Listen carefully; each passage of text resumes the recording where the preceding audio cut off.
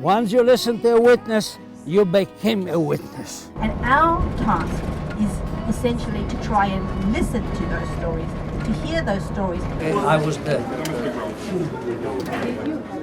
Well, I'm coming in here to tell people what happened. It isn't often we see history where it happened. We read about it in books, watch documentary footage, even see artifacts at museums if we're lucky. But in Oświęcim, Poland, history is everywhere. It's in the stillness of the villages, the air you breathe, and of course, the places you see. It's the site of Auschwitz-Birkenau, the largest of the Nazi concentration and death camps. It's where more than 1 million Jews, at that site alone, were chosen to die early, painful deaths. And once a year, these living structures that tell the stories of genocide meet the people who survived it. Excuse me. Come on. Excuse me. Right now going to block 11. Block 11 is known as the dead block. Usually in this block, whoever came in here, they never survived. I have a friend who did survive here. My name is Edward Masberg. I am a Holocaust survivor. Ed is one of about 70 Holocaust survivors leading nearly 15,000 people on the March of the Living. They walk with purpose.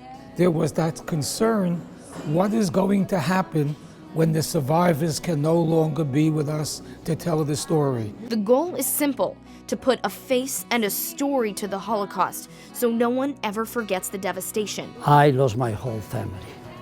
I'm coming here all the time to talk.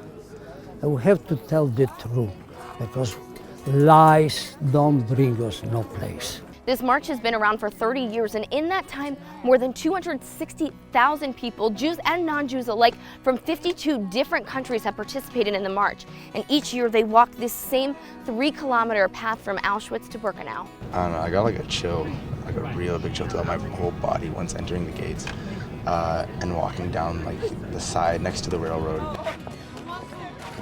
And it felt like I stepped through like a portal almost. For the survivors, this program is about teens like Amitai Offenjar and Joey Cavallo, Jewish teens getting ready to graduate and live their lives, their future bright ahead of them. But for a moment, the persecution of the past is staring them in the face. It was like I felt myself, and I felt inside of myself, like my Jewish identity, like cry out to me. At the same time, it was like I felt very connected to the Jewish people. So they march.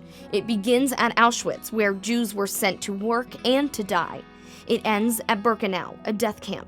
There was almost no working. Most Jews were walked straight from the train to their death. At the height of the Holocaust, it became the busiest train station in all of Europe. So busy, no one knows exactly how many people came through, but at least 1 million were murdered. As marchers begin their 3-kilometer walk, they're met by an unexpected crowd.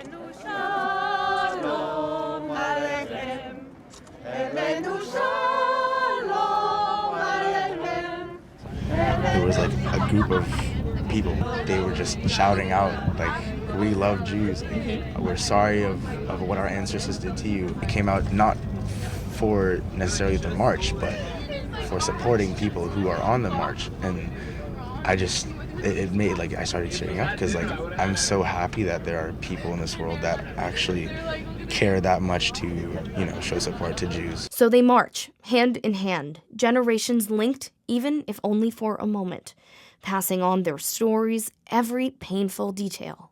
Eyewitnesses, people being killed for absolutely no reason other than for being Jewish. I saw dead body all around. We ran in the snow like madmen without knowing where we're going. It was truly deathmatch, hell on earth.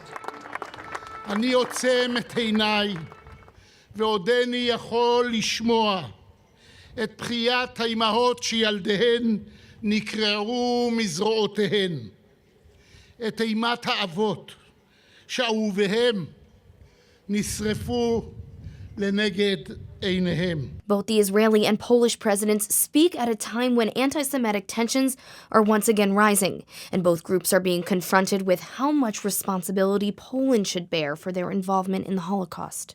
אזרחים רבים מדי במזרח אירופה ובמערבה גנבו רכוש יהודי, השתלטו על בתים יהודיים, הסגירו שכנים יהודיים, אפילו הרגו בהם והפנו עורף למי שהיו חלק מהם עד לפני רגע. Polish President Andrzej Duda says Poles share the duty of preserving the memory of the murdered. Oddać hołd pomordowanym, oddać hołd ofiarom. Spotykamy się tutaj Żydzi, naród ocalonych i Polacy. Naród także brutalnie prześladowany przez hitlerowską III Rzeszę. He and many others believe it's on the witnesses, Jewish or not, to make sure this never happens again. And the way to do that is through telling stories. That's why it's important to listen.